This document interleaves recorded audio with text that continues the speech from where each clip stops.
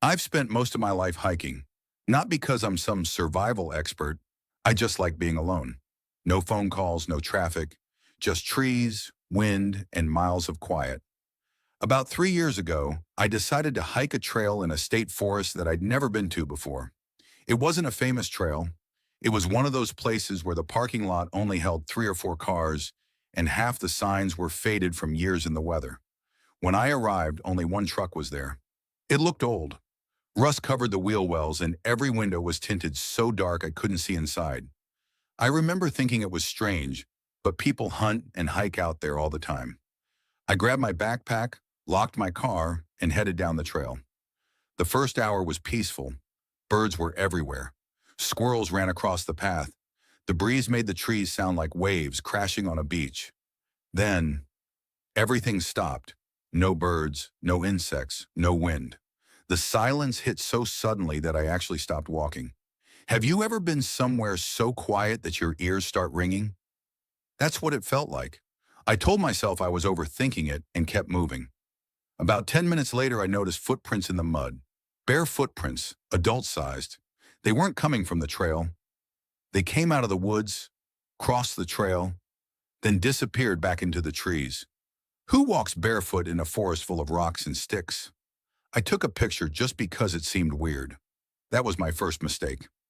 Another 20 minutes passed before I found the backpack. It was sitting beside a tree, brand new, zipped shut. No person around? I called out, "Hello?" Nothing. I didn't touch it. I just kept walking. That's when I heard a branch snap behind me. Not off to the side, directly behind me. I turned around. No one. I laughed nervously. Probably a deer. I walked again. Snap. This time it was closer. I spun around so fast I almost fell. Still nothing. The trees were so thick I couldn't see more than 30 feet. I picked up my pace. Another snap. Another. Another. Whatever it was, it matched my speed. If I walked, it walked. If I stopped, it stopped. By now my heart was pounding so hard I could hear it. I reached for my phone. No signal. Of course, I kept telling myself it had to be an animal. It had to be, until I heard breathing. Heavy breathing. Close enough that I knew it wasn't in front of me. It was behind me. I turned. Nothing. Just trees. But the breathing stopped the exact second I looked. I didn't hike anymore. I ran. Branches whipped my arms.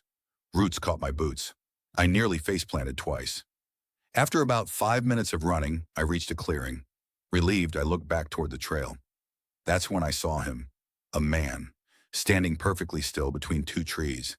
He wasn't hiding. He wanted me to see him. He was probably 200 feet away, too far to see his face.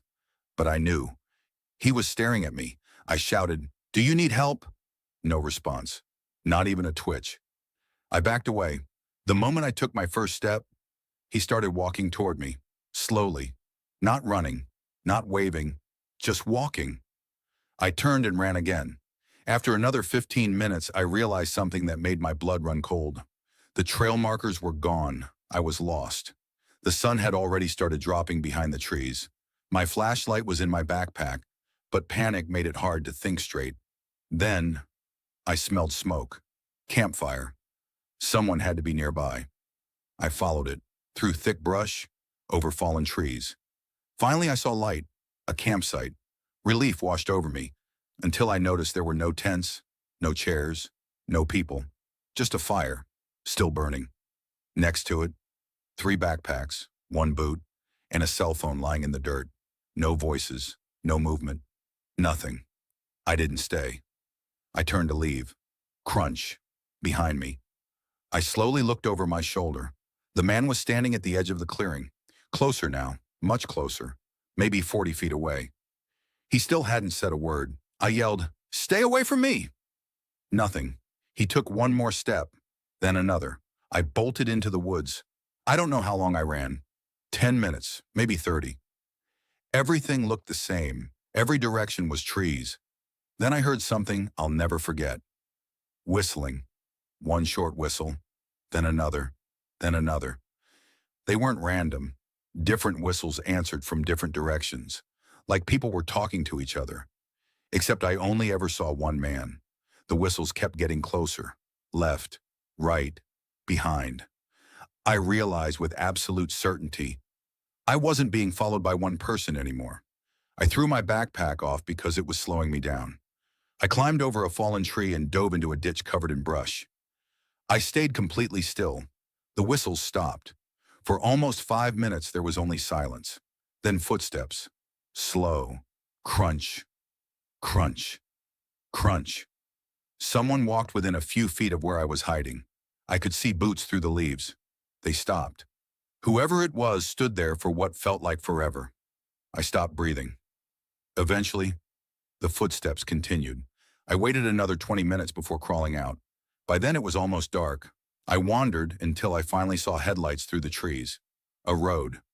I stumbled out onto the pavement just as a pickup truck drove past. The driver slammed on the brakes and asked if I was okay.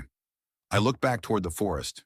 At the tree line, I saw someone standing there, watching. The truck driver looked too. When he looked back at me, he said quietly, "I've seen people standing there before."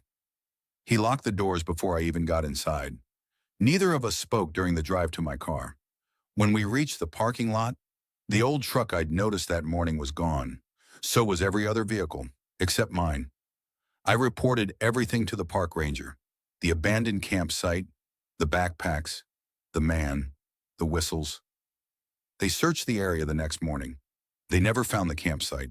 They never found the backpacks. And they never found the man.